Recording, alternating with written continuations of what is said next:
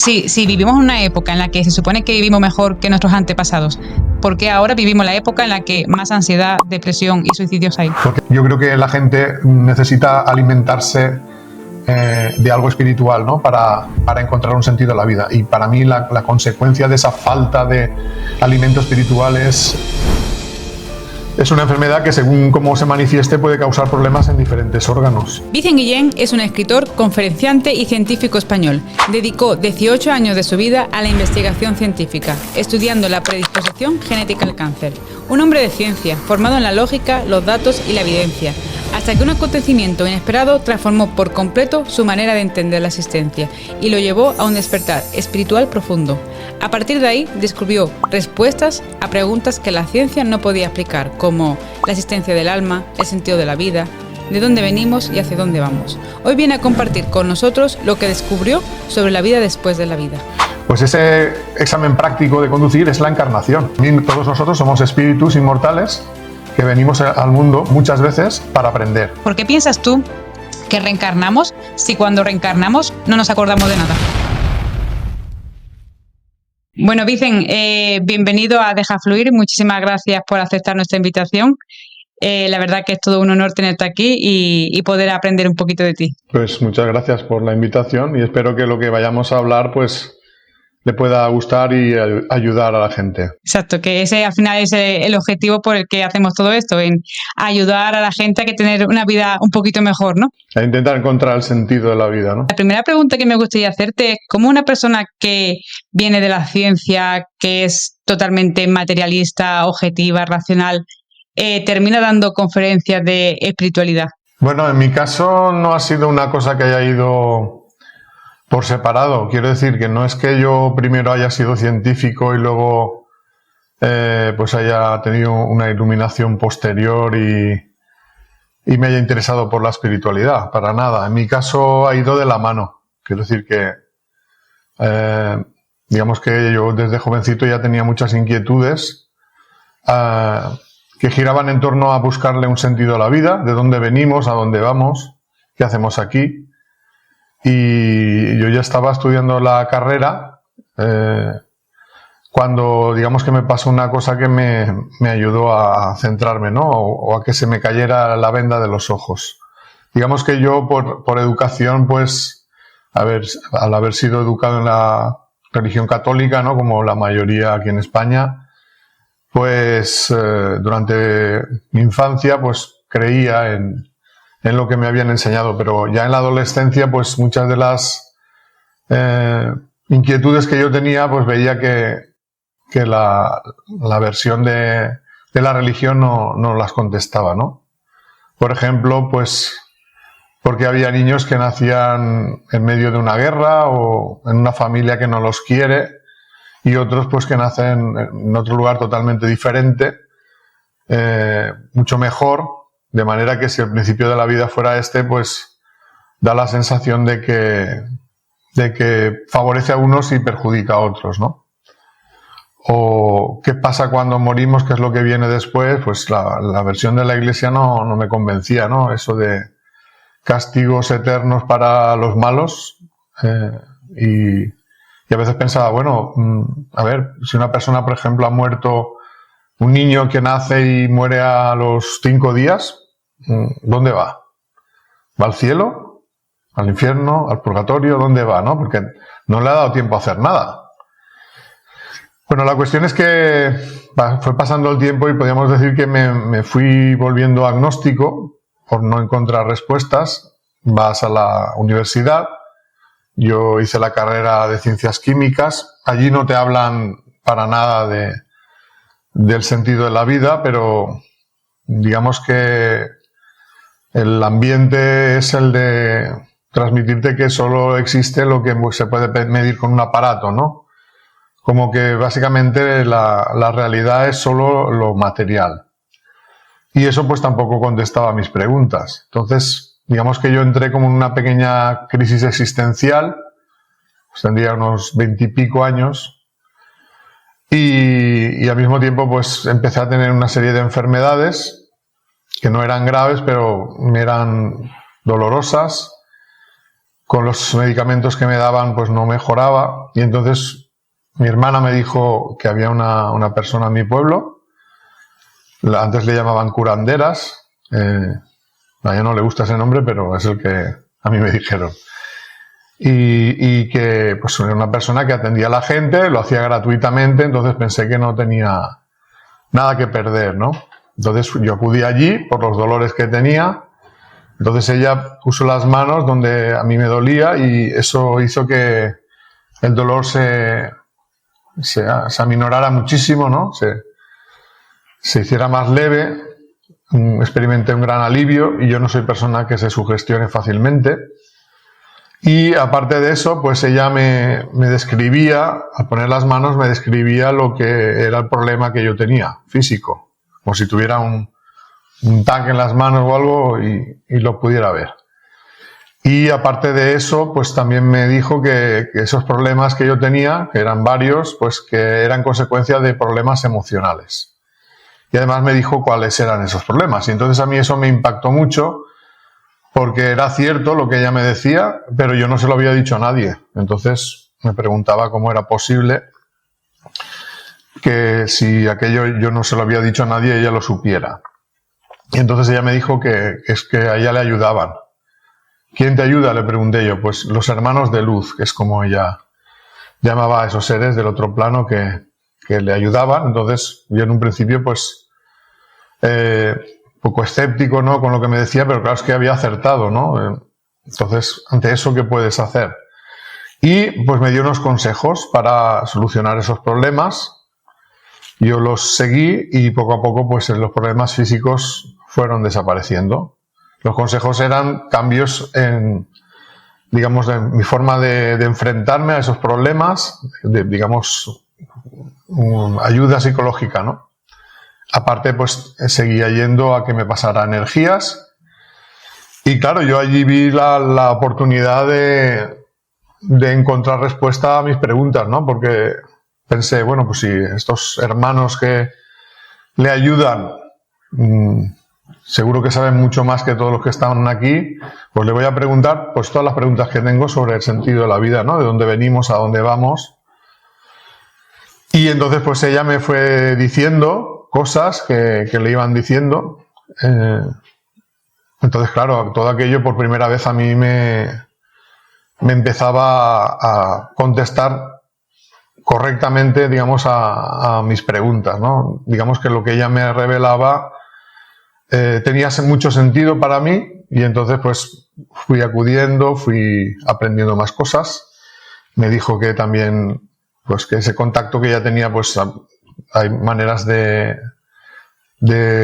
intentarlo por uno mismo, ¿no? O sea, me dijo cómo hacer para contactar y pues fui teniendo ya mis propias experiencias de contacto y pues con el tiempo pues tuve una cantidad de información que a mí me ayudó muchísimo en mi vida y me parecía muy egoísta no compartirlo, ¿no? Y entonces a partir de ahí es cuando ya empezamos con las charlas y con los libros que he escrito, Las leyes espirituales y La ley del amor, que básicamente pues es un intento de exponer toda esa información que viene del mundo espiritual. Esa mujer, hoy en día es mi mujer, es Juani, y no sé, aparte de que la amo con toda mi alma, pues para mí ha sido la persona que me ha quitado el velo que tenía en los ojos, para ver la realidad tal y conforme es. Porque en el momento que ella te hace eso con las manos, a ti se te quita totalmente todos los dolores. No definitivamente, pero se alivian muchísimo. Luego ya, pues cuando dejaba de pasarme, digamos, energías, mejor a las horas, pues ya volvía un poco el dolor, pero al ponerme las manos a mí me aliviaba muchísimo. Y cuando ella te contaba cosas, ¿no?, del mundo espiritual, claro, tú te lo creías porque te daba cosas o pruebas o te decía hechos sobre tu vida que era imposible que ella supiera, ¿no? Bueno, ya he comentado que ella sabía cosas que era imposible que nadie pudiera saber, porque yo no se las había dicho a nadie, entonces estaba seguro de que no se las había dicho a nadie, ¿no? Entonces, claro, ¿cómo explicar eso, no? Pues acepté que era posible que sí que realmente fuera así, ¿no? Que a ella le estuvieran ayudando. Los consejos que me daba eran razonables, o sea, no me decía cosas chaladuras, ¿no? Me decía cosas que tenían una gran sabiduría y gracias a eso, pues, a mí me fue convenciendo, ¿no? La sencillez, la sinceridad, la sabiduría que había en los consejos y todo tenía mucho sentido, ¿no? Para mí. Yo cuando acudí allí ya tenía como unas pequeñas nociones, ¿no? Porque me había leído 2 libros, uno que es Vida antes de la vida, de la doctora Helen Wambach, que hablaba sobre gente que había recordado vidas anteriores, y otro que es Vida después de la vida, de Raymond Moody. Entonces, claro, lo que ella me iba diciendo coincidía con lo que yo había leído de gente que se dedicaba a la ciencia, ¿no? Por decir de alguna manera, gente dentro de la ciencia que sí que tenía una visión de la vida, podríamos decir, interesada en la existencialidad, ¿no? En saber de dónde venimos y a dónde vamos, ¿no? Entonces, ella también me recomendó algunas lecturas, por ejemplo, la del libro de los espíritus de Allan Kardec. Luego ella no se acordaba que me lo había dicho, pero en ese momento me lo dijo, recomendado por esos hermanos. Entonces, a mí todo eso, aparte de lo que me decían y lo que yo iba leyendo, pues poco a poco se fue aclarando mucho para mí todas las dudas que tenía. Y a raíz de que te pasa esa experiencia, ¿cómo reaccionas con la ciencia? O sea, ¿cuál fue tu pensamiento de la ciencia, la espiritualidad? ¿Piensas que deberían estar unidas, que deberían estar separadas? En la antigüedad los científicos eran filósofos, eran teólogos, eran todo. O sea, no había separación entre los diferentes saberes. Esta separación vino, digamos, mucho después, ¿no? Entonces, mi opinión es que si la ciencia y la espiritualidad fueran de la mano, pues habría un gran beneficio para la humanidad. Lamentablemente, hoy en día, digamos que la ciencia, como muchas otras cosas, está influenciada por el egoísmo, ¿no? El egoísmo de los seres humanos, ¿no? Entonces, en función del egoísmo del ser humano, pues la ciencia puede ser beneficiosa para la humanidad o puede ser perjudicial, ¿no? Entonces vivimos en esa lucha constante, ¿no? Entre el egoísmo y el amor, y dentro del egoísmo, pues también hay científicos que participan de eso y en el otro lado también. Entonces, yo pienso que con el tiempo todo esto de que los científicos se interesen por la espiritualidad será lo normal. De hecho, siempre ha sido relativamente normal en el sentido de que los científicos también han tenido creencias.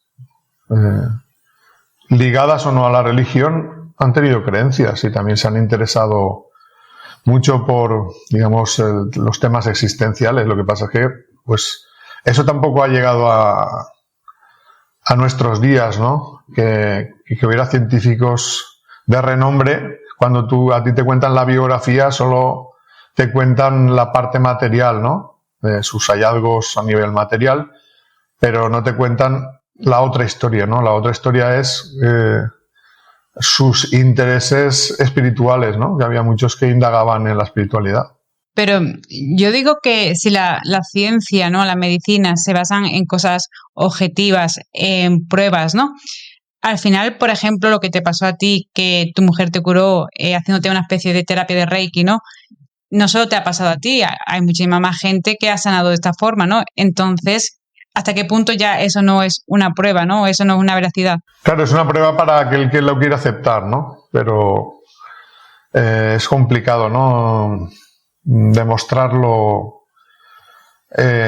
como pide la ciencia, ¿no?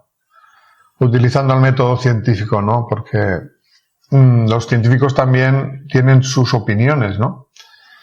Y, por ejemplo, en el tema de las experiencias cercanas a la muerte, hay mucho escrito en ciencia, ¿no? Hay muchos artículos de investigación hoy en día sobre qué son las experiencias cercanas a la muerte. Y hoy en día sigue habiendo dos bandos, ¿no? Por decirlo de alguna manera. El bando de los que piensan que son experiencias, ¿cómo decirlo?, alucinatorias, ¿no? Relacionadas con o bien el deseo de no morir o por la medicación o por diferentes motivos, y luego los científicos que opinan que son experiencias reales que demuestran que la conciencia sobrevive a la muerte del cuerpo físico y que son experiencias reales, ¿no? De salida del cuerpo y de visita, digamos, al plano espiritual al cual todos vamos a ir en algún momento y del cual ellos regresan porque todavía no ha llegado su hora. Y al regresar, pues nos cuentan lo que han vivido, ¿no? Y hoy en día ya se sabe que más o menos el 4% de la población mundial en algún momento de su vida va a tener una experiencia cercana a la muerte, ¿no? Claro, eso, el 4% de una población de 8.000 millones de personas, pues son bastantes millones de personas, ¿no? Y aún así todavía no es suficiente para que la ciencia diga la vida continúa más allá de la muerte, ¿no? Entonces ese debate lo vamos a seguir teniendo mientras el mundo siga como está ahora, ¿no? Donde la mayoría de la gente está simplemente centrada en vivir una vida material y no tiene ninguna creencia o una evidencia sobre qué es lo que pasa después, ¿no? A pesar de que a verlas haylas. De verdad que hay muchos artículos. Yo digo que, es decir, una creencia se basa en algo al final que no es demostrable, ¿no? Pero no sé hasta qué punto las ECMs no son demostrables, porque si el 4 o 5% de la población ha vivido o va a vivir una ECM, es decir, son mucha gente la que cuenta lo que ha visto, y no solo lo que ha visto en el otro lado, sino incluso lo que ha sucedido en la sala, en el operatorio, lo que ha sucedido a su alrededor. Si eso es una alucinación, ¿cómo esa persona va a saber lo que pasaba aquí o en el quirófano de al lado, ¿no? Ahí, ¿cuál es la explicación científica? A ver, desde mi punto de vista, yo no tengo dudas en tema de las experiencias cercanas a la muerte. Para mí es una evidencia, ¿no? O sea, hay millones de evidencias de que existe la vida después de la muerte, de que las experiencias cercanas a la muerte son reales, y precisamente una de las maneras o de las pruebas de que esto es real es ese tipo de comentarios, ¿no? De la persona que supuestamente está en estado de muerte clínica y te está contando todos los detalles de lo que está pasando, ya no solo en la sala en la que está su cuerpo, sino incluso fuera de la sala, ¿no? Que luego se confirma que todo eso es verdad, ¿no? Y todo eso pues está siendo recogido y hay muchos artículos que lo demuestran, y aún así sigue habiendo gente que piensa que no. Y yo pienso que el tema de las creencias, yo creo que las creencias también se pueden basar en las evidencias. Mi caso es ese. Es decir, yo lo que creo, lo creo porque estoy convencido de que es real. Y tengo evidencias de que es así. Por ejemplo, la reencarnación, ¿no? Yo, si queréis, os cuento un poco cuál es la síntesis de mi creencia, ¿no? Para mí, todos nosotros somos espíritus inmortales que venimos al mundo muchas veces para aprender a amar, básicamente. Y en cada una de esas vidas físicas aprendemos un poco. Y ese poco que aprendemos se suma a todo lo aprendido en las vidas anteriores y a todo aquello que se aprende también en el plano espiritual, porque allí también se aprende mucho, ¿no? Entonces, desde esa perspectiva, pues, para mí la inmortalidad del alma es algo innegable, y es innegable también que venimos al mundo muchas veces, ¿no? También hay muchas pruebas de la reencarnación, de que existe la reencarnación.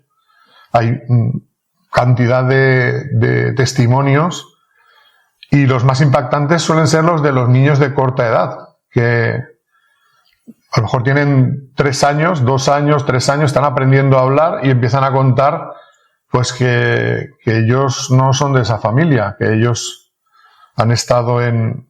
O sea, que muchos piden que les devuelvan a su familia original, ¿no? Como que ellos no sienten a su familia de esta vida como la verdadera familia, ¿no? Están tan, digamos, todavía tan imbuidos en los recuerdos del pasado que tienen esa sensación, ¿no? Y dan detalles de cómo fue esa vida anterior, e incluso pues de cómo murieron, que se han podido confirmar que son ciertos, ¿no? Hay un investigador, el doctor Ian Stevenson, bioquímico y también psiquiatra, que estuvo muchos años en la Universidad de Virginia, en Estados Unidos, trabajando en el estudio de estos recuerdos de otras vidas en niños pequeños, ¿no?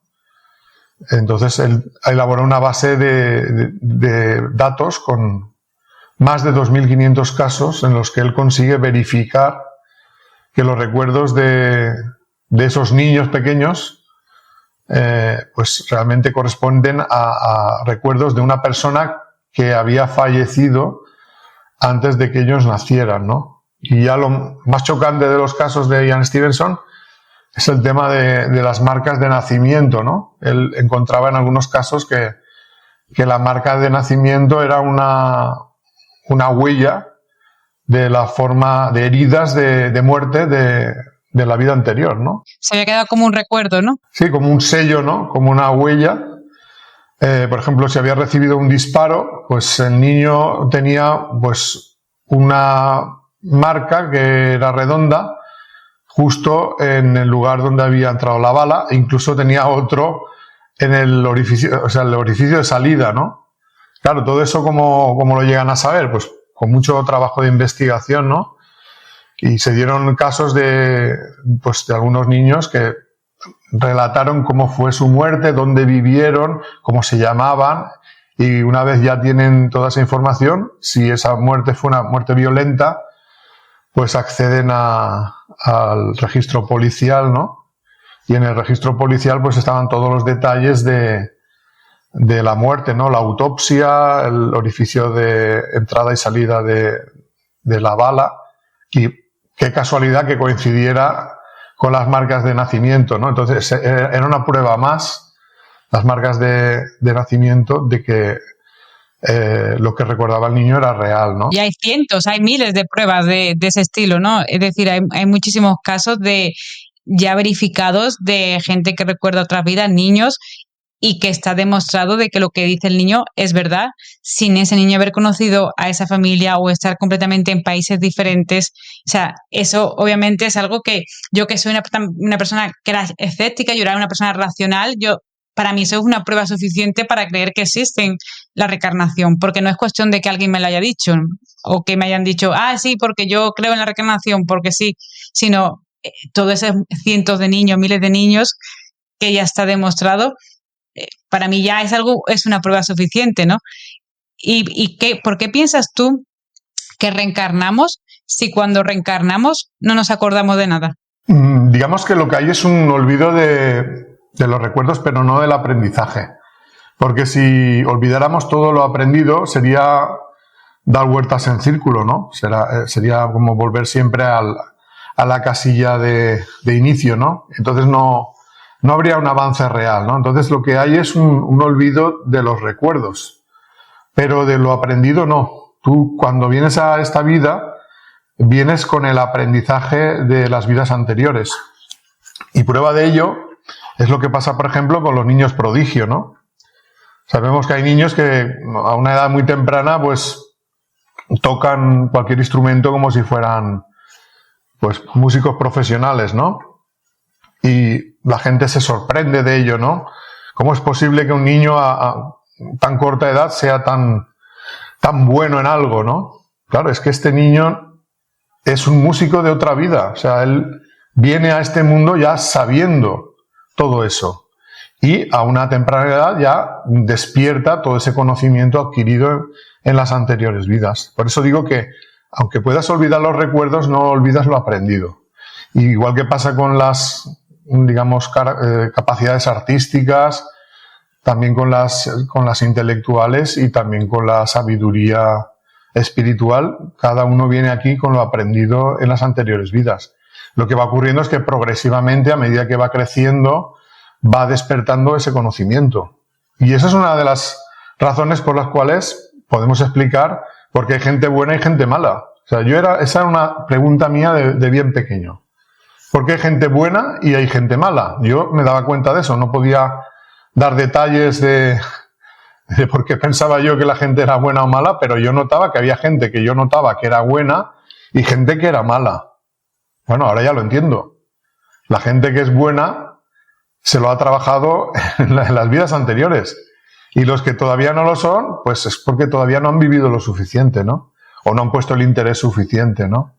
Entonces ahora pues puedo entender que cada persona es lo que ha querido ser y lo que se ha ido currando en las vidas anteriores. Sí, pero antes de nacer siempre planeamos y elegimos la vida que vamos a tener aquí y el propósito de vida también.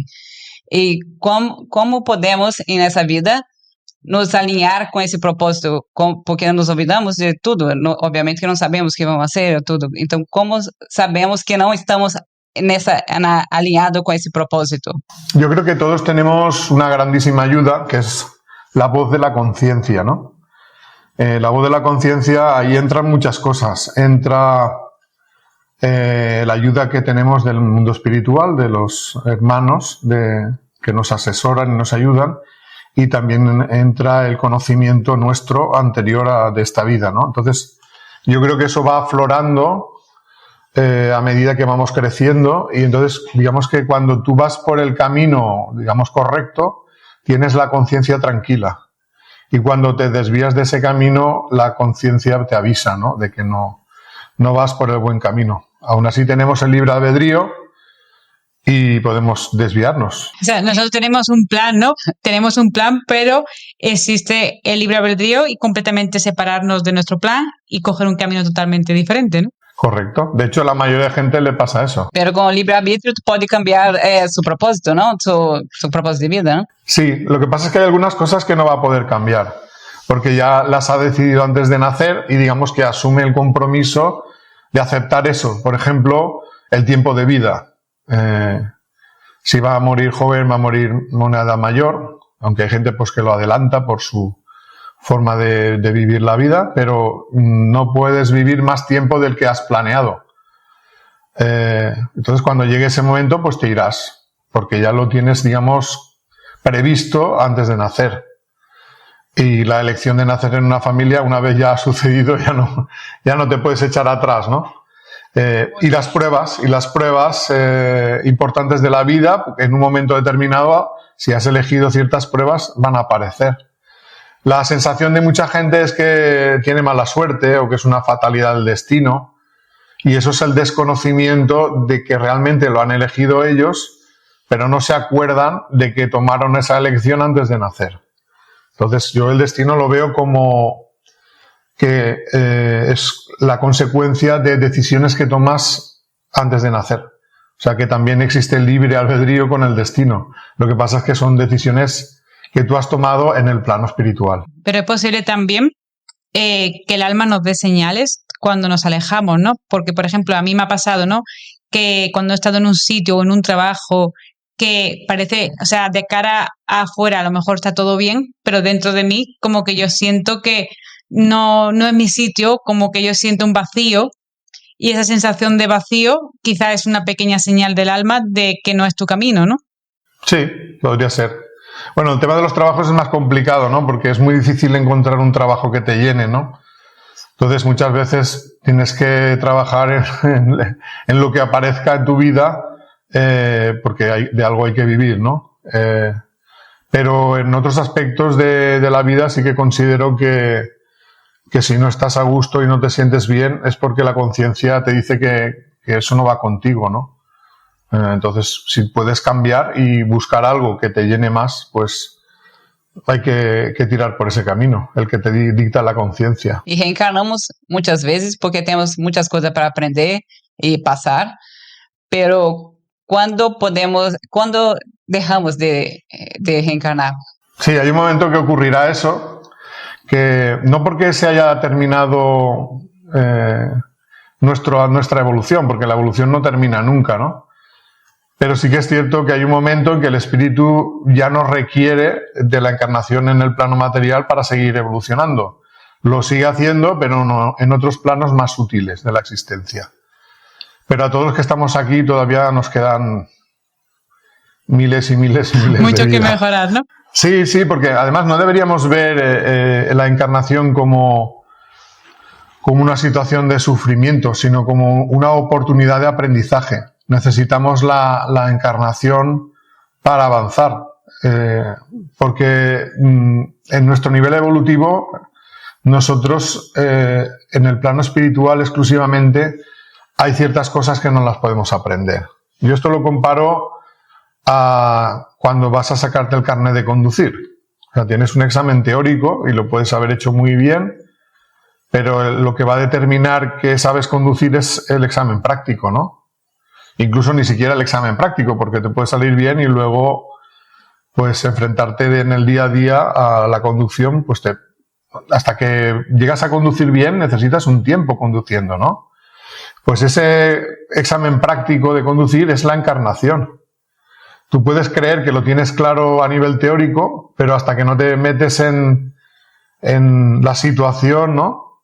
Y para meterte en la situación tienes que venir al mundo físico en unas determinadas circunstancias que te ponen a prueba. Es entonces cuando demuestras que realmente lo tienes claro y que puedes superar esa prueba, ¿no?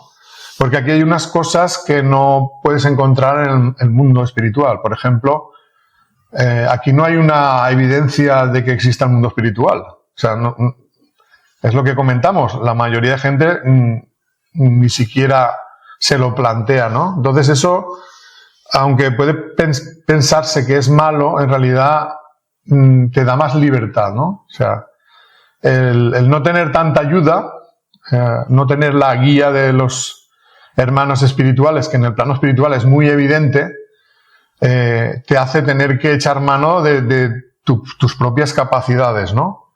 Es como que en el plano espiritual siempre nos lleva muy de la mano, ¿no? Entonces tenemos tanta ayuda y tanto asesoramiento que muchas veces ya no sabemos si lo que hacemos lo hacemos porque realmente lo queremos o porque nos sentimos obligados por los tutores espirituales. Y justamente los tutores lo que quieren es que seamos libres, ¿no? Entonces, ¿qué mejor manera de actuar con libertad que encarnar en el plano físico en esas circunstancias, digamos, de libertad máxima, ¿no? Aparentemente es como que si te dejaran solo, sin embargo, no te dejan solo realmente. Lo que pasa es que es más difícil saber que están ahí para ayudarte, ¿no? Entonces eso obliga a que tú saques de ti mismo la fuerza y la determinación para superar las pruebas. Es cierto, porque cuando venimos aquí, claro, nos tenemos que enfrentar nosotros solo a los problemas, ¿no? Y como no nos acordamos tampoco de vidas pasadas ni de otra existencia, estamos como nosotros ante el mundo, ¿no? Como mucho tenemos a papá y a mamá que nos ayuda cuando somos pequeños, pero al final terminamos enfrentándonos al mundo, ¿no? Y es eso, ¿no? O sea, por ejemplo, en nuestro caso, ella escucha a su guía, ¿no? Y yo hay muchas veces que le pregunto muchas cosas. Y ella me dice que le dice que tenemos que vivir el proceso y que tenemos que nosotros buscar las cosas, ¿no? Y es como, ay, no me da respuestas. Claro, esa es la idea, ¿no? Que la ayuda no puede ser decirte la solución del problema. Te pueden echar un cable cuando tú estás atascado, pero el problema lo has de resolver por ti mismo, porque si te dicen la respuesta correcta, ¿dónde está tu aprendizaje? Entonces, al final la respuesta muchas veces es que lo tienes que vivir y que tienes que decidir por ti mismo lo que quieres, aunque luego descubras que te has equivocado. Porque si siempre para girar si llegas a una calle y la calle se bifurca y tienes que estar pidiéndole a los hermanos que te digan si a la derecha o a la izquierda en todo momento, pues al final no evolucionas. Tienes que decidir por ti mismo, porque si no te volverías dependiente de sus decisiones, ¿no? Y es lo contrario, la evolución es lo contrario, tienes tú que decidir por ti mismo y que lo que decidas sea lo que quieres realmente, interiormente. Porque si a cada momento, a cada situación en la que tienes que tomar una decisión, le preguntas a ellos y esperas su contestación, pues al final no estás viviendo tu vida, estás viviendo una vida que otros han elegido. Entonces, por eso es importante que uno afiance su voluntad y que tome sus propias decisiones. Y ahora con los conocimientos que tiene de espiritualidad, las personas que vienen y hacen el mal, ¿son porque han venido ya con el propósito de hacer el mal? ¿Son porque se han desviado del camino? ¿O son porque a lo mejor están en un proceso de evolución más atrás? Es decir, no han pasado de curso. ¿Cuál es tu opinión? Nadie viene con el propósito de hacer mal, hacer daño. Todos vienen con un propósito de avanzar, ¿no? ¿Y por qué no avanzan? Pues porque existe el libre albedrío y porque existe todavía la falta de evolución, el egoísmo, ¿no? Entonces, las dos cosas que has dicho después de la primera son la verdad, ¿no? Se desvían del camino y toman decisiones equivocadas por su falta de evolución. Entonces sí que están más atrasados en el proceso de evolución. O sea, tienen como que repetir más cursos varias veces, ¿no? Hasta que la aprendan, ¿no? Que bueno, que tampoco lo veo de cierta manera mal el repetir el curso, porque yo algunas veces pienso bueno, ¿y allí qué voy a hacer? Mejor estoy aquí y ya estoy viviendo diferentes experiencias, ¿no? Sí, aunque sea una repetición, es cierto, funciona así la evolución. O sea, si tú no superas una de las pruebas que te has propuesto en la vida, vendrás en otra vida a pasar por la misma prueba hasta que la superes. Pero ya no lo harás con el mismo conocimiento, lo harás con más conocimiento. Entonces las probabilidades de que fracases van a ir siendo menores, a no ser que te empecines mucho en no querer cambiar y sigas tropezando con la misma piedra, que al ser humano le pasa mucho eso, ¿no? Pero tarde o temprano la conciencia tiene muy presente el aprendizaje del pasado y ya si te equivocas ya será con mayor conocimiento de causa. Ya no podrás decir es que no lo sabía, sino es que no lo he querido hacer. Entonces es como dices, se repite. Las pruebas que no se superan se repiten. Y eso es una de las cosas que la gente no llega a ser consciente nunca en la vida, ¿no? La mayoría de gente vive sin saber que hay una ley espiritual que se llama la ley de justicia espiritual o de causa y efecto, que ya la dijo Jesús, que es que se cosecha lo que se siembra. Esta enseñanza de Jesús no se puede entender completamente si no es admitiendo la reencarnación, porque a veces la siembra es en una vida y la cosecha es en otra posterior. No todo sucede en la misma vida. Jesús también habló de la reencarnación y gran parte de su enseñanza se comprende si se admite la reencarnación. Mientras que si no se admite la reencarnación, las enseñanzas de Jesús no se pueden llegar a entender completamente, ¿no? Y eso es lo que le pasa al mundo. Que mucha gente dice que cree en Jesús y en su mensaje, pero no son conocedores de que les han engañado. Porque la creencia en la reencarnación fue quitada de las creencias cristianas en los primeros siglos. Hay evidencias de ello también, lo que pasa es que, claro... ¿Por qué no interesa? ¿Por qué no interesa reconocer la reencarnación? ¿Por qué las religiones están tan alejadas de la existencia de la espiritualidad, de la reencarnación y todo eso? Pues es muy sencillo, porque desde esta perspectiva, tu destino depende de ti, de tus actos, de cómo vayas avanzando. No depende de ningún sacerdote, de ningún poder que está más cerca que tú de Dios. Entonces, si solo depende de lo que tú hagas, no tienes que darle dinero a nadie para acercarte a Dios, para alcanzar, digamos, el cielo, ¿no? Y eso es lo que, digamos, las iglesias no pueden permitir, ¿no? Ellos se quieren hacer imprescindibles y hacen creer a la gente que son necesarios para que se pueda salvar, ¿no? Y muchas de las cosas que nos han dicho la iglesia van en esa línea, ¿no? De que, por ejemplo, la extrema unción, ¿no? La extrema unción es, a lo mejor tú has hecho una vida horrorosa, ¿no? Y te arrepientes el último día, última hora, llamas al sacerdote y le dices, oye, que quiero borrar mis pecados, ¿no? Va al sacerdote, te da la extrema unción y es como que, he podido hacerlo todo mal, pero en el último momento el sacerdote, por ese enchufe que tiene con Dios, pues me salva, ¿no? Eso no es así, eso no tiene ningún sentido. Digamos que para poder evolucionar, primero te tienes que dar cuenta de tus errores. Es verdad que necesitas arrepentirte, ¿no? Pero tienes que reparar el daño que has hecho. La reparación del daño que has hecho puede venir en otra vida, porque ya esta se acaba.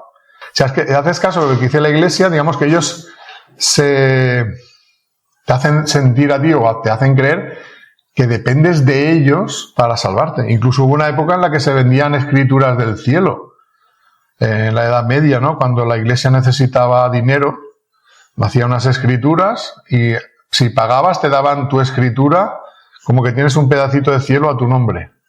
La bula de indulgencia se llamaba. Pues si te lo crees, pues ellos ganan dinero a tu costa. Se infunde mucho miedo también, ¿no? Sí, claro, lo de las penas eternas, bueno, es horroroso, ¿no? O sea, es una manera de atemorizar a la gente. ¿Cómo se puede pensar que un ser infinitamente amoroso haya concebido castigos eternos? Por muy mal que lo hayas hecho, siempre habrá un momento que dejarás de hacer ese mal. Entonces, si el acto no es eterno, ¿por qué el castigo tiene que ser eterno? No tiene sentido. Pues así con muchas cosas, ¿no? Entonces, la reencarnación era una creencia cristiana en el cristianismo primitivo, los gnósticos, cristianismo gnóstico, que hasta el siglo II floreció bastante.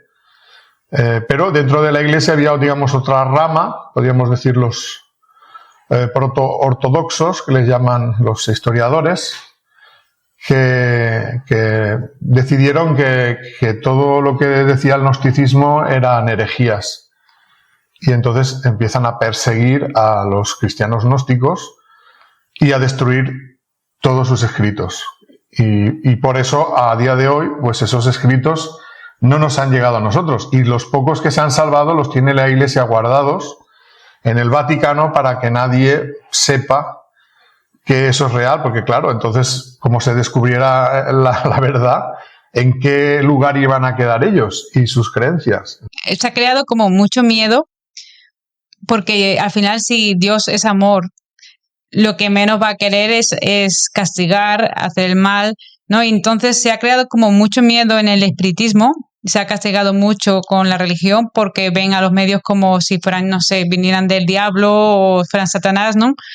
Y como que fueran a tener un castigo, ¿no? Incluso muchísima gente dice, no, si hablas de espíritus es que es el diablo reencarnado, o que te van a castigar, o que si haces viajes astrales eso es también pecado, y todo es pecado, ¿no? O sea, llega un momento que ya todo es pecado. Sí, claro, eso tiene un motivo, porque claro, fíjate que ellos están cortando la comunicación directa con el mundo espiritual. O sea, todo el que intenta comunicar directamente con el mundo espiritual está haciendo brujería, ¿no?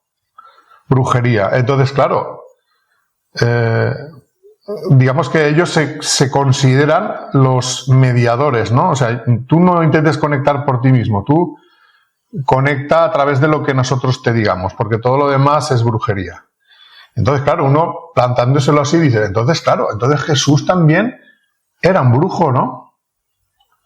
Porque él contactaba directamente. Entonces, claro, es que es verdad que a él le acusaban de seguir a Satán, ¿no? Y entonces él decía, bueno, pues si Satán hace cosas buenas, pues igual es mejor, ¿no? Quiero decir que esto es una cosa que ha sucedido en todas las etapas de la historia, y en la época de la Edad Media, que fue una época oscurísima, pues se persiguió a mucha gente simplemente que estaban intentando transmitir lo que percibían del mundo espiritual, y toda esa gente pues iba directa a la hoguera por herejes, por brujos, brujas. Afortunadamente esa etapa fue perdiendo fuerza y entonces pues a partir de cierto momento ya no mataban a la gente que decía esas cosas, aunque las miraban mal. Hubo una época en que los llevaban a los manicomios del siglo XIX, la época que empezaron a haber muchas comunicaciones espirituales, la época de Allan Kardec y del resurgimiento de la comunicación espiritual. Había mucha gente que cuando empezaba a decir lo que estaba teniendo, pues si la familia no los entendía, los llevaban al manicomio y ahí se quedaban. Y tampoco hace falta irse tan lejos realmente, porque yo creo que en menos de 100 años en España, si tú decías que veías gente fallecida, o sea, te llevaban mínimo al psicólogo o al psiquiatra, ¿no? Sí, pues eso es lo que va cambiando poco a poco, ¿no? Antes, cualquiera que decía estas cosas, pues la gente lo miraba como si estuviera medio chalado, ¿no? O entero. Y como era como una persona que la apartaban, ¿no? Ahora, hoy en día, ya hay muchas personas que tienen este tipo de creencias y ya no son bichos raros. Ya pueden, digamos, más abiertamente decir todo esto y tener, pues, gente con la que compartir ese tipo de experiencias, aunque sigue habiendo una parte de la población que sigue pensando que todo esto son majaderías y que no tienen ni pies ni cabeza, ¿no? Y a veces pues te da un poco de tristeza, ¿no? Porque por un lado tienes la oposición, digamos, de los nihilistas, materialistas, ¿no? La gente que no cree en nada, que piensa que todo esto es una chaladura. Y por el otro lado tienes la oposición de los que son creyentes, pero desde un punto de vista religioso, que piensan que estás influido por el demonio, por el diablo. Entonces, es curioso, ¿no? Que los aparentemente polos opuestos reaccionan de la misma manera, ¿no? Qué curioso, ¿no? Porque al final yo los mensajes que he recibido, por ejemplo, a través de ella, ¿no? Siempre son mensajes de amor, o sea, siempre son mensajes bonitos y al final te ayudan a vivir mejor también, ¿no? Porque no vives ya con ese miedo a la muerte, con ese miedo de yo antes de despertar y de quitarme el velo. Yo tenía mucho miedo a morir, no, porque se me va a acabar la vida y ya desaparecí del universo, ¿no? Y yo tenía como mucho ese miedo, me pasaban cosas y tampoco entendía por qué me pasaban, me encontraba como en un momento de vacío, ¿no? Y ahora como cuando ya te das cuenta de que hay algo más, ya todo empieza a encajar, ¿no? Incluso las cosas malas sabes que tienen un origen, que tienen un porqué, que te vienen a enseñar algo y sabes que al final no vas a desaparecer del planeta, ¿no? Correcto. Realmente es lo que le da sentido a la vida, ¿no? Si no tuviéramos el sentido de trascendencia, para mí la vida no tendría sentido, ¿no? Aunque te haya ido muy bien la vida, ¿no? Aunque hayas sido una persona que haya disfrutado de la vida porque has sido rico, has hecho lo que te ha dado la gana, llegará un momento en que se acaba la vida. Y cuando llega la muerte, la persona que no cree en nada tiene miedo. Tiene miedo. El miedo a dejar de existir, por ejemplo. O el miedo a lo desconocido. ¿Qué va a pasar después, no?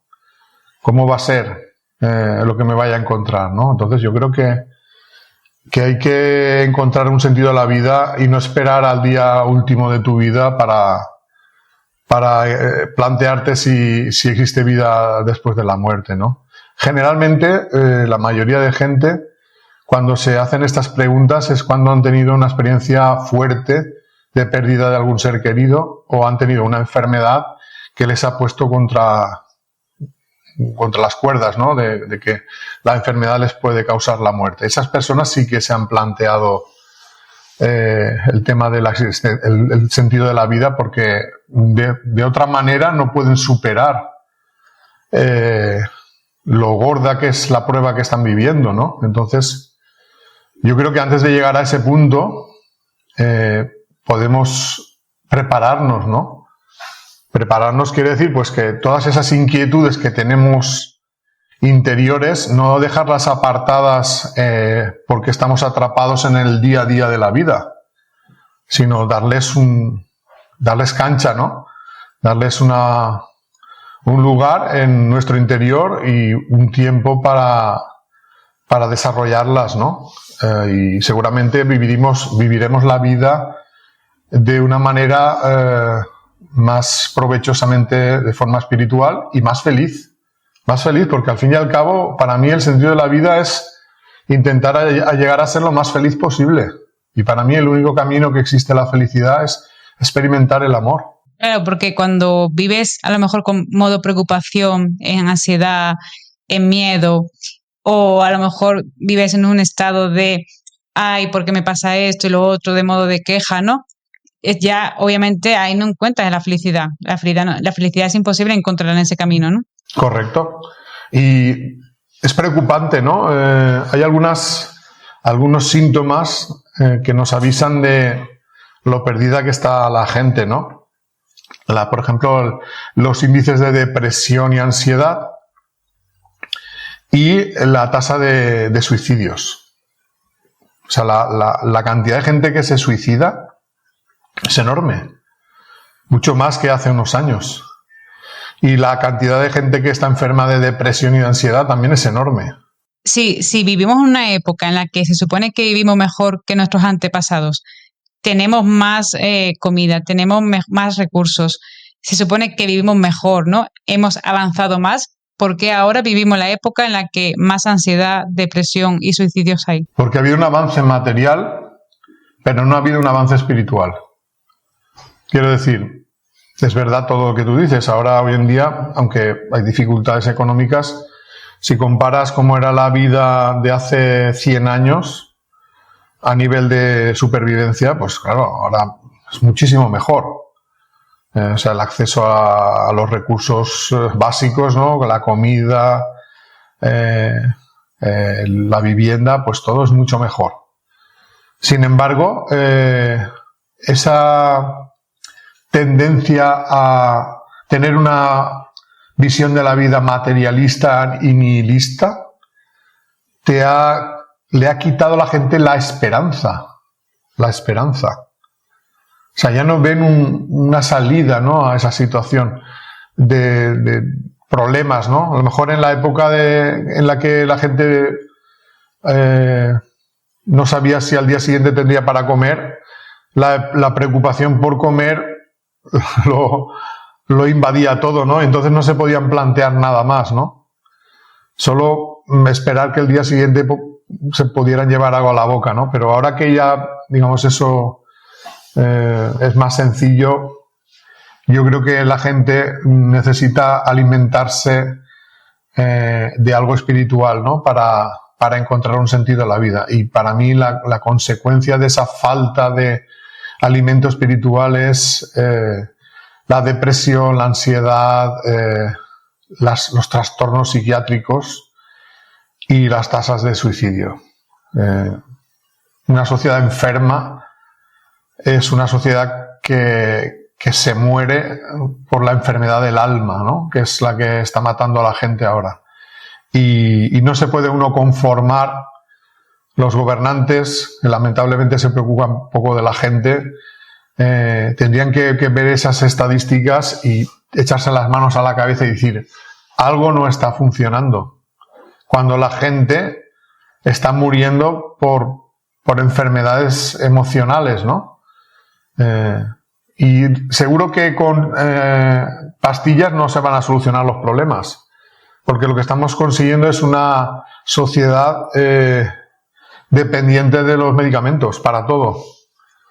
Para todo. Y eso para mí es querer ocultar el problema que hay.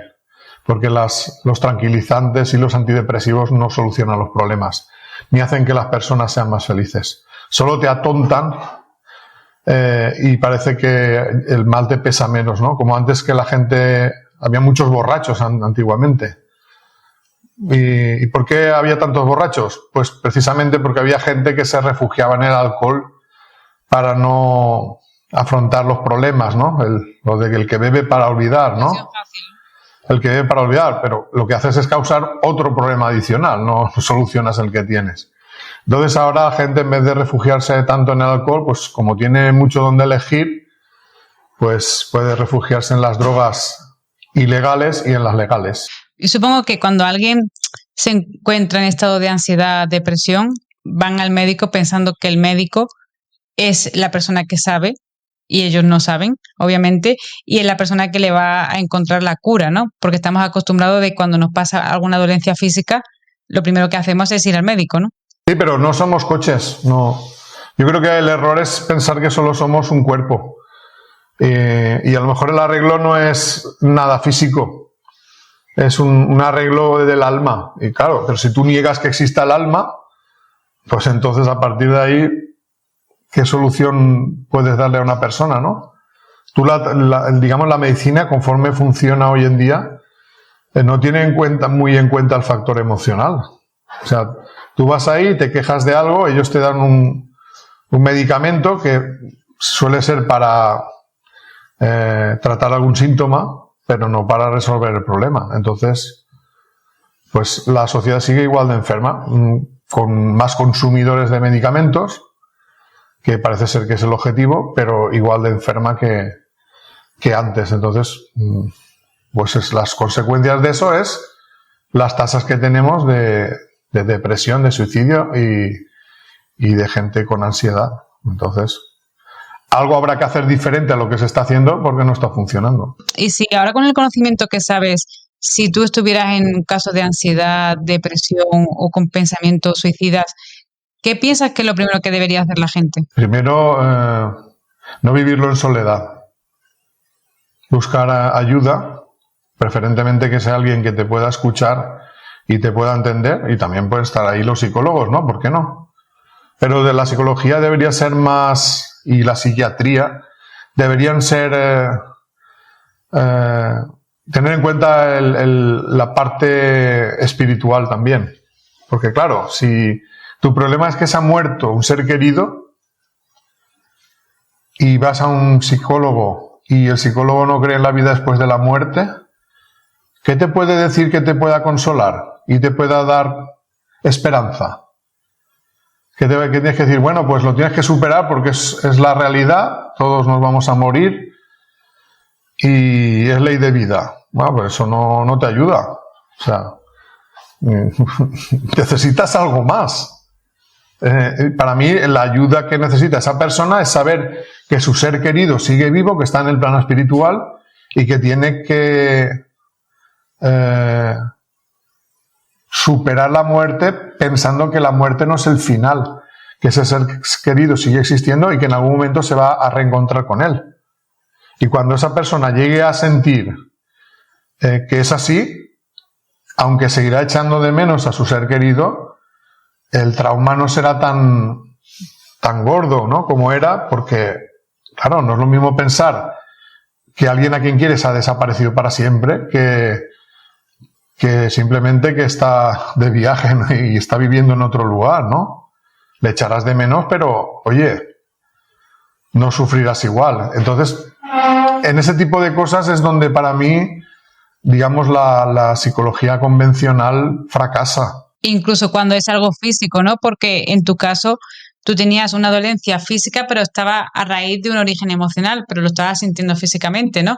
Y ahí es cuando hay muchísima gente que tiene dolores de espalda, dolores de cabeza, muchos dolores que a lo mejor la medicina les ha dado muchísimos medicamentos que no le ha curado el dolor. Y es ahí cuando quizás deberían intentar la espiritualidad, ¿no? Porque ¿qué otras alternativas hay en la espiritualidad? ¿Cómo la gente puede tratarse una dolencia de forma espiritual? Bueno, primero habría que saber cuál es la naturaleza de la dolencia y cuál es el origen, ¿no? Hay dolencias que pueden ser puramente físicas, entonces si el origen es físico, el tratamiento seguramente será físico, exclusivamente. Si la enfermedad es de origen emocional, hay que saber qué hay detrás de ello, ¿no? ¿Cuál es el conflicto?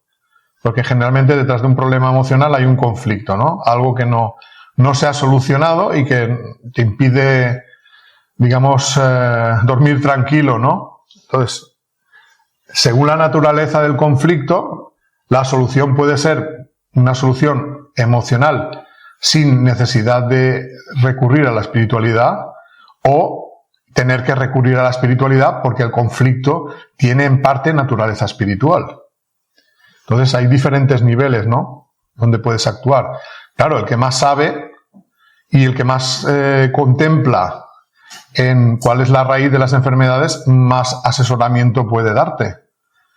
Pero si una persona solo contempla que existe el cuerpo y no considera que lo emocional influya en el funcionamiento del cuerpo, pues solo podrá ayudarte en las enfermedades puramente físicas. Yo creo que nos cuesta diferenciar que lo que nos pasa es emocional, ¿no? Sí, bueno, la mayoría de gente, aunque interiormente la conciencia te avisa, solo se preocupa cuando tiene un problema físico, aunque el problema sea de origen emocional.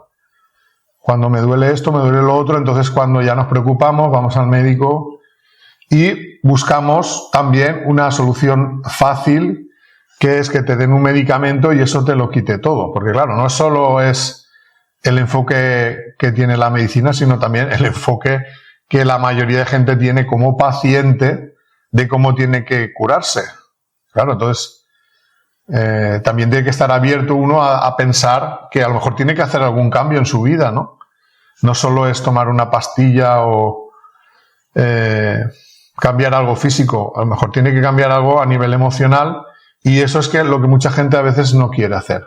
Sí, hay mucha gente que busca en la espiritualidad cuando no encuentra respuestas en la medicina, ¿no? Cuando no encuentra la solución en la medicina es como, bueno, ya la alternativa es buscar en la espiritualidad, ¿no? Bueno, de cierta manera a mí me pasó eso, pero porque claro, yo primero, digamos que el motivo para acudir allí era el problema físico, y ahí es cuando descubrí que el problema físico venía del tema emocional. Entonces, oye, si es por ahí que una persona se acerque a la espiritualidad, bienvenido sea. Pero lo que pasa normalmente no es eso, es que uno enferma y quiere soluciones rápidas, pagar y que le den algo que le cure. Y eso es lo que no va a ocurrir en la mayoría de casos. Tiene uno que hacer algo. Para mí la curación ya no depende de lo que hagan los demás por ti, es lo que tú hagas por ti mismo. Y a mí ella me ayudó, pero realmente la curación vino cuando yo empecé a cambiar cosas de mi vida. Ella me podía haber dado esos consejos y si yo no los hubiera seguido, pues nada hubiera cambiado. Entonces, el principal artífice del cambio físico y el cambio espiritual es uno mismo. Entonces, si uno no hace nada por mejorar, lo que hagan por ti no te va a curar. Incluso aunque te den la respuesta, la tienes que aplicar tú, ¿no? Claro, claro. A lo mejor alguien te dice, te da en el clavo, te da en diana, pero tú no quieres reconocer que tienes un problema, ¿no? A lo mejor tienes un problema de forma de ser y no quieres cambiar. Entonces, claro, ¿qué van a hacer por ti si tú no quieres admitir que tienes que cambiar algo en ti mismo? Pues seguirás igual. Y seguramente le tirarás la culpa a esa persona de que no, es que no me ha curado. Es que este médico es muy malo porque no me ha dado el medicamento que me ha curado. Pues que eso no es así. Y no, también nos dependemos mucho de los fármacos y llega un momento que genera una dependencia, que realmente las personas no pueden dejar esos fármacos porque empeoran muchísimo más de lo que estaban antes. Claro, el tema es que como no soluciona, pero sí que hay ciertas cosas que puede atraer de ellos, ¿no? Pues la sensación de evadirse, ¿no? O que te quita el dolor. Claro, eso te puede convertir en adicto. ¿Qué ha pasado con el fentanilo? El fentanilo se sigue recetando. No sé si conocéis la historia del fentanilo, pero el fentanilo es una droga que es como la morfina, pero más potente, ¿no? Entonces, claro, se supone que se receta para el dolor que no puede ser tratado de otra manera. ¿Pero qué ha pasado con eso? Pues que mucha gente ha dicho, qué bienestar, ¿no? Pues esto si consumo más y de otra manera, en vez de con los parches me lo tomo, pues puede estar en la gloria, ¿no? Entonces, pues ha causado pues una epidemia de gente que se ha hecho adicta al fentanilo. Ya lo veis en Estados Unidos cómo van, ¿no? Por las calles como si fueran zombies ahí doblados. Pues, hemos causado un problema a partir de supuestamente un medicamento. Pues espero que no llegue a pasar esto aquí en España, pero podría pasar también, porque si no hay un control del consumo de estas sustancias, se puede generar una situación como la que ha pasado en Estados Unidos. Pero esas personas que ya están que están dependientes de esas pastillas para depresión o que sea. ¿Hay esperanza para quitar eso sin agravar, ¿no?, el problema con la espiritualidad? A ver, es que tendría que cambiar muchísimas cosas para que la gente no recurriera a los antidepresivos como manera de evadirse de los problemas, ¿no? Tendría que cambiar la mentalidad de la medicina, tendría que haber mucho más apoyo de los tratamientos psicológicos y no recurrir tanto a los tratamientos farmacológicos. Tendría que haber un cambio tan grande. Hay gente que lo busca porque se han dado cuenta y entonces ya no va por ese camino, pero mucha gente también es propensa a caer en las adicciones a los antidepresivos porque es una salida fácil. Pero luego los ves como tú cuando ves una persona que está enganchada a los antidepresivos, lo ves en su mirada, en su falta de, digamos, su conciencia está afectada y los ves como metidos en su mundo, ¿no? Como cuando alguien está borracho, ¿no? El borracho enseguida lo detectas. Pues la gente que es adicta a los fármacos que producen alteraciones en el sistema nervioso, también les notas que no funcionan como el resto de personas, ¿no? Hay como una lentitud a la hora de darse cuenta de las cosas, como si estuvieran en su mundo, ¿no? Lo más curioso que es legal, es decir, al final esa persona ha ido al médico porque buscaba una solución a su problema y era lo más rápido, ¿no? Pero claro, confiamos en que el médico es el que sabe y el que no nos va a hacer daño, bueno, por así decirlo. Y le ponemos nuestra vida, ¿no?, a ellos, pero lo que nos está recetando es porque el médico nos está diciendo que es lo mejor para nosotros y que no te lo puedes quitar y que tienes que seguir tomándolo, incluso te aumentan la dosis, ¿no? Por eso te digo que es claro, para el médico a sus ojos se está haciendo lo mejor que puede hacer, pero claro, es una perspectiva, digamos, para mí muy limitada de lo que se puede hacer. Entonces tendría que cambiar mucho todo para que las enfermedades se trataran de una forma más holística, ¿no?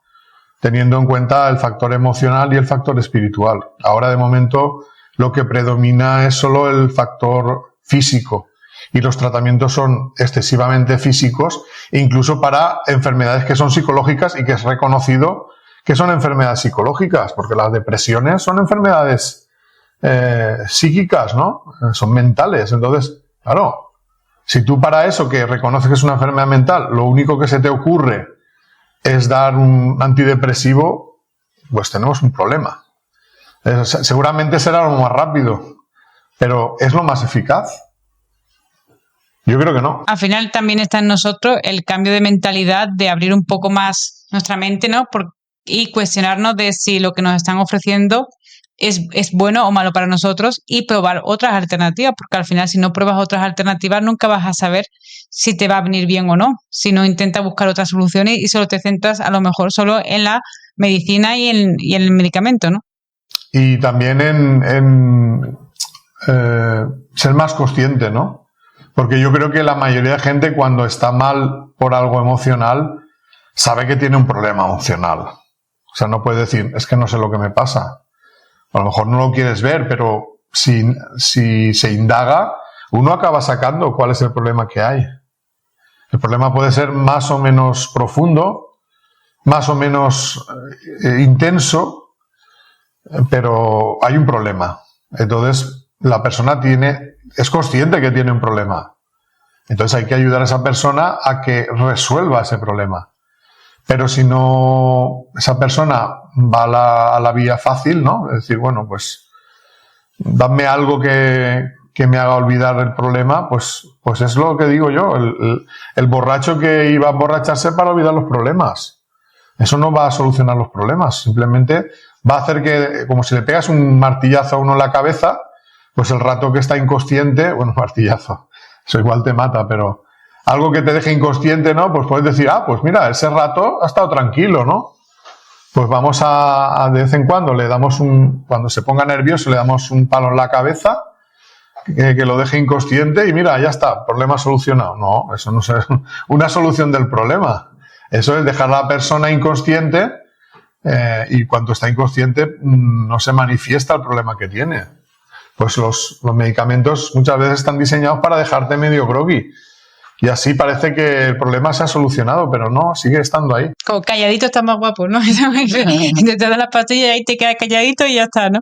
Y tú, después de haber estado 16 años investigando la procedencia de genética del cáncer, ¿qué opinión tienes de que el 80% de las enfermedades son emocionales? Que sí, que es verdad. No te puedo decir el porcentaje, pero hoy en día para mí hay una gran cantidad de enfermedades físicas, incluyendo el cáncer, que son de origen emocional. El doctor Sansegarra también lo reconoce.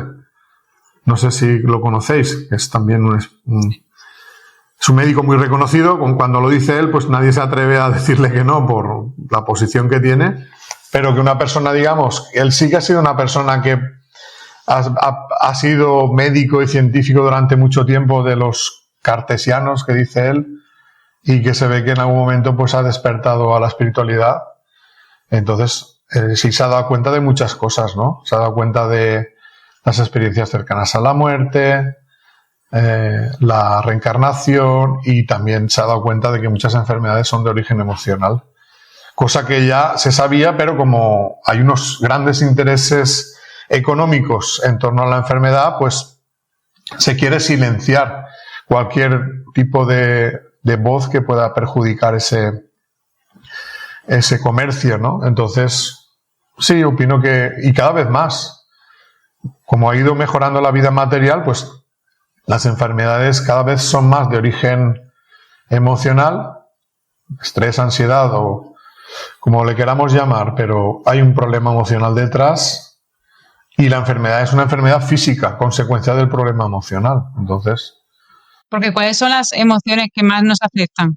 hay muchas emociones que pueden causarte enfermedades. El miedo es una enfermedad que, según cómo se manifieste, puede causar problemas en diferentes órganos. Por ejemplo, el miedo como ansiedad tiene repercusión en el aparato respiratorio. Por ejemplo, el asma. El miedo causa asma. El miedo que se manifiesta como represión de la personalidad causará enfermedades en el aparato digestivo. O sea, va a depender un poco de la naturaleza del conflicto y cómo ese miedo afecte al funcionamiento del organismo, ¿no? ¿Y el cáncer? ¿Viene ese origen emocional por un origen emocional y pues por ansiedad, estrés? ¿Qué piensa? El cáncer en realidad no es una única enfermedad, son múltiples enfermedades que tienen en común que hay un crecimiento celular.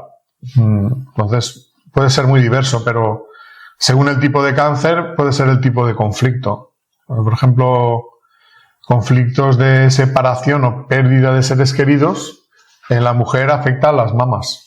Cáncer de mama. Otro tipo de cáncer, pues por ejemplo los cánceres de la sangre suelen ser por pérdida de la autoestima. Eso también afecta a los huesos, enfermedades de los huesos y de la sangre, pérdida de autoestima.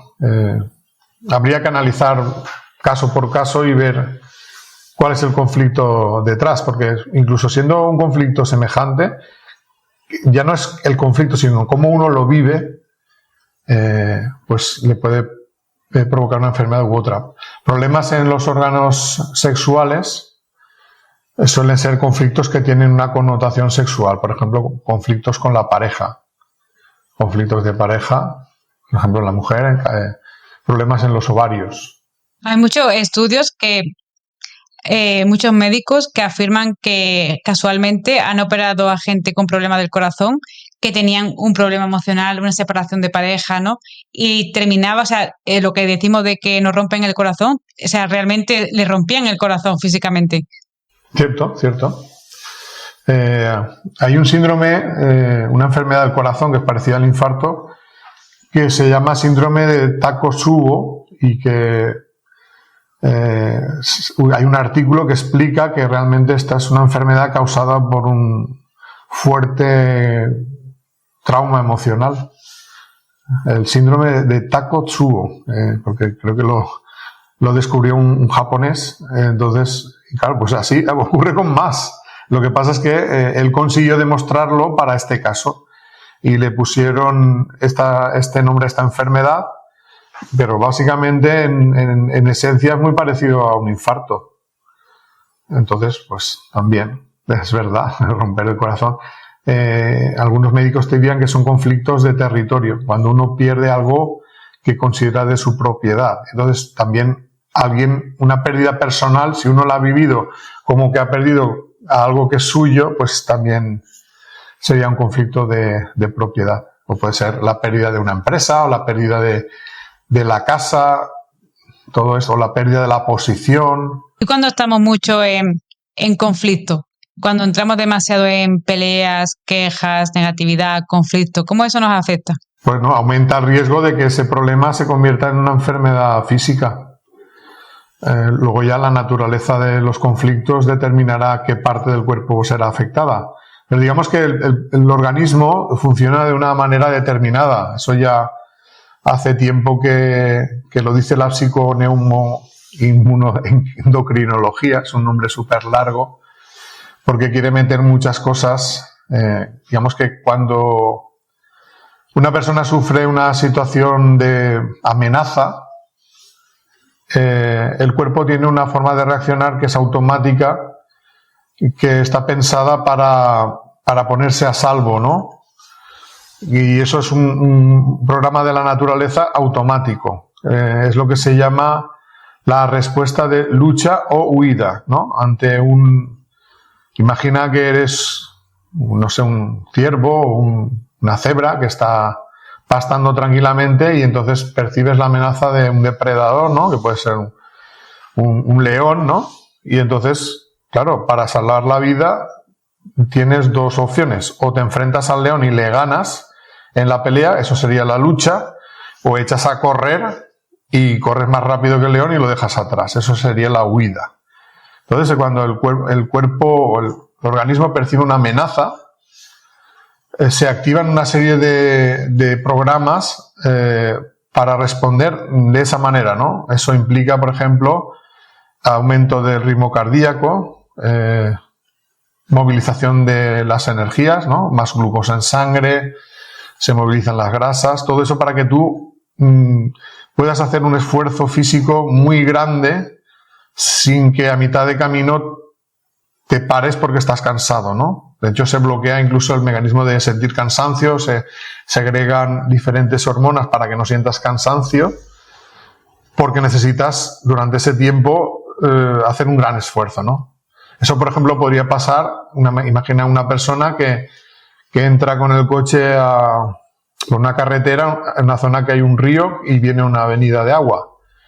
Pues se está inundando el coche, tiene que salir del coche, tiene que nadar a un lugar seguro. Entonces ahí se activaría ese programa para que tú puedas nadar y hacer un gran esfuerzo para salvar tu vida. Pues ese mecanismo está pensado para amenazas a corto plazo, porque tú no puedes movilizar esos recursos durante mucho tiempo. Entonces, si la amenaza dura más tiempo, se entra en una segunda fase, que es la fase de resistencia, que se llama.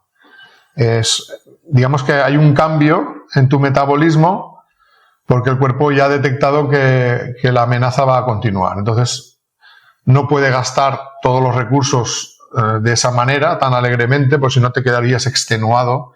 Y entonces, pues hay otros cambios, o sea, se cambia de una primera etapa a una segunda etapa, donde hay otros cambios. Por ejemplo, el cuerpo intenta guardar energía, o sea, aumentar las reservas porque cree que le van a hacer falta, y las actividades que considera que son extra, que no son imprescindibles para la vida, quedan en un segundo plano. Y eso, por ejemplo, una de esas actividades sería la reproducción. Entonces, ¿qué es lo que pasa cuando se entra en fase de resistencia? Pues que la persona pierde posibilidades de reproducirse. En el caso de los hombres, su esperma sería de baja calidad. En el caso de las mujeres, pueden incluso dejar de menstruar, porque en esa época no es buena idea tener hijos. Digamos que es un mecanismo de supervivencia también. Imagínate en la naturaleza, una situación así puede ser falta de alimento durante meses. Entonces, claro, si la mujer se quedara embarazada sin haber suficiente alimento, moriría ella, morirían sus hijos. Entonces, esto hoy en día no se activa por el hambre, se activa por problemas emocionales del día a día. Y de ahí que haya tantos problemas para tener hijos.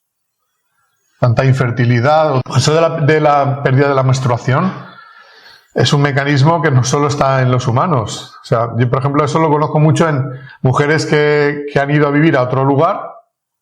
Por ejemplo, estudiantes de Erasmus. Y si al lugar al que han ido, ellos no lo consideran un lugar acogedor, se sienten como amenazadas, se para la regla. Y luego acaba el curso, vuelven a casa y la recuperan. Y no han tenido que hacer nada. Simplemente que han vuelto a su casa, ya se sienten tranquilas. Entonces el mecanismo ese que bloqueaba la menstruación se quita y ya vuelven a tener la regla. El mecanismo de defensa, ¿no? Sí, es un mecanismo que es natural. Por ejemplo, en un gallinero, las gallinas, imagina que reciben el ataque de un zorro por la noche que mata a algunas gallinas, a lo mejor ha matado a 2, pero ha asustado a todas. Pues ese gallinero, durante una buena temporada, las gallinas no van a poner huevos, porque esa es la menstruación de las gallinas, ¿no? Entonces, eso tiene un motivo, claro. Si tú sientes una amenaza a tu integridad y esta amenaza se prolonga, pues el cuerpo toma las medidas que considera para sobrevivir. Y luego, si aún así sigue durando el estrés y llega un momento en que ya los mecanismos naturales que tiene el cuerpo para mantener, digamos, el equilibrio son superados, ya entra en la fase de enfermedad. Y es aquí cuando empiezan ya todas las enfermedades. Y síntoma característico de que una persona está viviendo un conflicto es el insomnio.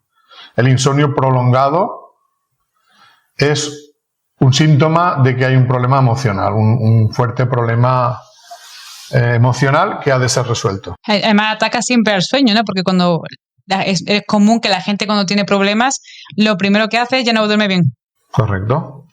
Fijaos que realmente el cuerpo necesita para digamos, mantener su salud, la alternancia de sueño y vigilia o simpaticotonía, que se llama, y vagotonía.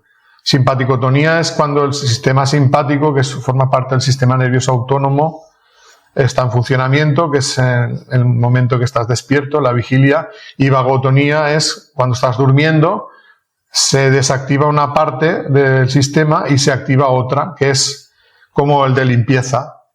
La limpieza de los desechos celulares, la eliminación de las células que están dañadas, la reparación del ADN, todo eso transcurre cuando estamos durmiendo.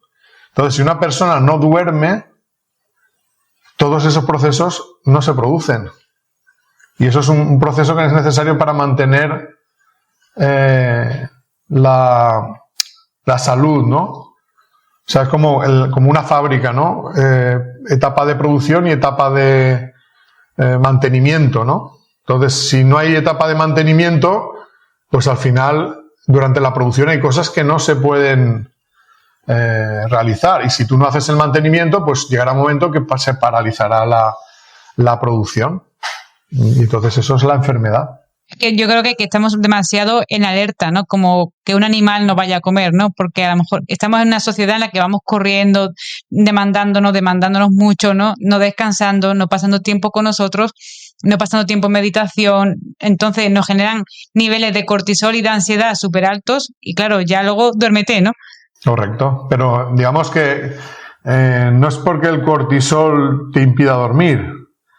Es el problema emocional y los niveles de cortisol estén altos es una consecuencia de que estás padeciendo estrés. Lo digo porque si al final nos quedamos en las etapas materiales, pues uno dice, a matar el cortisol, ¿no? A quitar el cortisol y solo piensan que tiene que bajar el nivel de cortisol. Pero es que el nivel de cortisol se puede bajar si disminuye el estrés de forma natural. Si mantienes el estrés, pero solo quieres bajar el cortisol, no lo vas a conseguir. No lo vas a conseguir.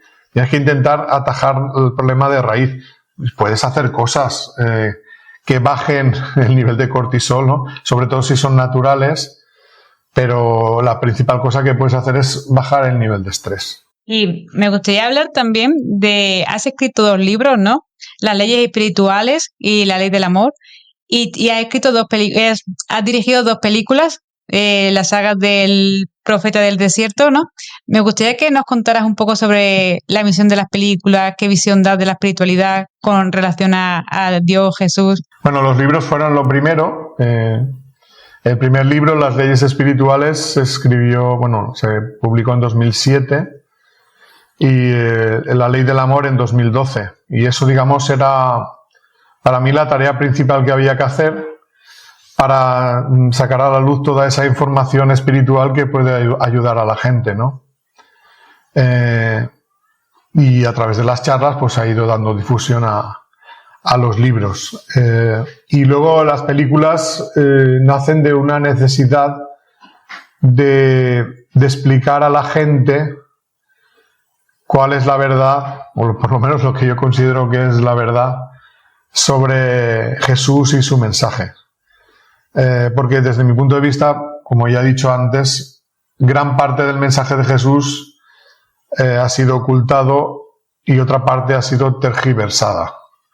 Entonces, a través de las películas, aunque no tratan la vida de Jesús, sino la de Juan el Bautista, pues explicar un poco, porque claro, Juan el Bautista fue el precursor de Jesús, eso es cierto, pero tampoco se ha llegado a saber qué es lo que hizo Juan el Bautista, es más desconocido.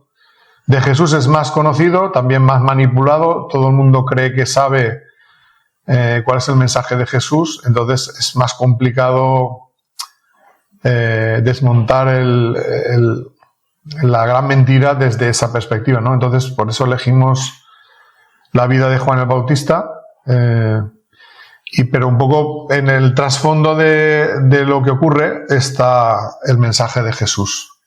Entonces en la primera parte pues un poco cuenta cómo Juan Bautista empezó a predicar y cuál era su mensaje, y en la segunda parte se cuenta a partir del momento que Juan conoce a María Magdalena, porque en realidad María Magdalena, antes de conocer a Jesús, conoce a Juan, y entonces qué es lo que pasa a partir de ahí. Y también un poco para desmontar todo lo que se ha dicho de María Magdalena, porque durante 2000 años se la ha considerado una prostituta arrepentida. No hubiera pasado nada si hubiera sido eso, pero es que no lo fue. Entonces todo eso es una invención a partir del año 500 de un papa de la Iglesia Católica que junta en un mismo personaje a varias mujeres que aparecen en los evangelios y dice que son María Magdalena, y pues dice pues que es una prostituta, y a partir de ahí toda la leyenda que surge después. Cuando en realidad en los evangelios en ningún sitio pone que María Magdalena fuera prostituta. María Magdalena aparece por primera vez citada en los evangelios en la crucifixión, en el momento de la crucifixión, como una de las mujeres que acompaña a Jesús, ¿no? Estaba María, su madre, María Magdalena y algunos discípulos. Entonces, el papel de María Magdalena ha sido ocultado durante mucho tiempo. Tiene un papel súper importante en la misión de Jesús, también en la misión de Juan. Y hoy en día se ha cambiado esa versión por otra versión que es la del Código Da Vinci, que es muy bonita, pero que tampoco es real. Entonces yo lo siento mucho por ser un aguafiestas, pero nosotros tenemos una información que consideramos que es la realidad y queríamos contarla. Entonces luego ya cada uno que opine lo que quiera. Es que ha pasado de un documento, de una historia, y claro, según quien la ha ido contando a lo largo de la historia, se ha ido cambiando la versión por la opinión de una persona, no porque esté basado en una realidad, ¿no? Correcto. De hecho, en la Iglesia Ortodoxa, que es del mismo origen que la católica, no hay ningún rastro de que María Magdalena se le haya considerado prostituta. Ni rastro. O sea, clarísimamente es una invención de la Iglesia Católica que implícitamente lo ha reconocido.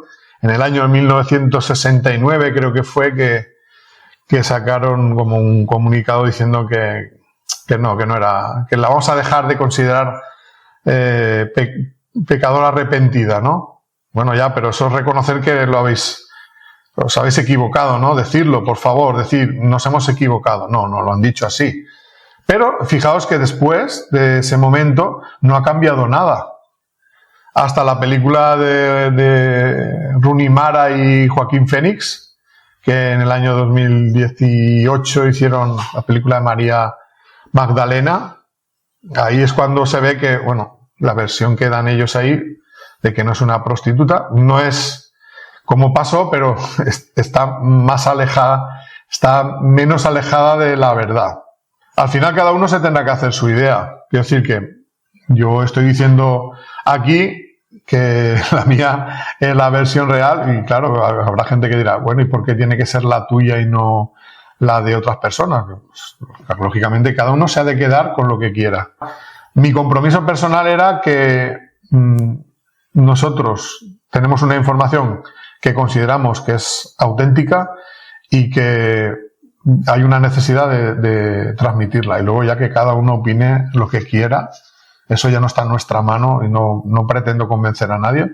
Pero ahí tienen las películas se pueden ver en YouTube gratis, se han hecho sin ánimo de lucro, la gente que ha participado no son profesionales, pero lo han hecho con todo el cariño y con todo el amor, altruistamente, y el resultado pues ahí está para verlo. La primera tiene 1.200.000 visualizaciones en castellano, más o menos lo mismo en portugués, sobre todo gracias a los brasileños que han visto la película, porque allí hay mucha creencia espiritual gracias al espiritismo y a Chico Javier y a todos los mensajeros espirituales que han transmitido ese mensaje. Entonces allí también ha calado hondo. Y luego la segunda, pues vamos por 310.000 visualizaciones. La segunda está mejor hecha que la primera porque hemos aprendido muchas cosas, es más larga, pero hemos pillado una época así más complicada con el tema de la difusión en redes, porque antes con Facebook pues podías llegar a mucha gente, ahora no, ahora está todo capado y cuesta más, pero bueno, estamos intentando que la gente la vea. Pondremos el enlace de las películas en el vídeo. Y me gustaría preguntarte dos preguntas. Una es, ¿crees que existe Dios? Por supuesto.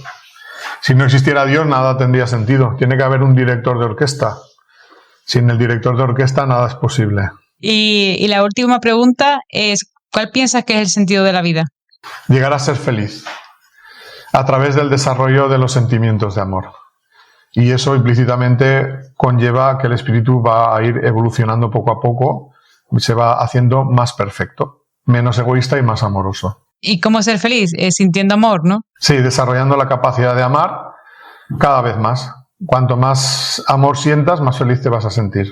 Eso no implica que vaya a ser todo maravilloso, porque las pruebas de la vida están ahí para todos y es complicado a veces, pero dentro de las dificultades que hay en la vida, la única manera de experimentar algo de felicidad es sentir amor y hacer las cosas por amor. Pues muchísimas gracias, Vicent, por haber venido a Deja Fluir.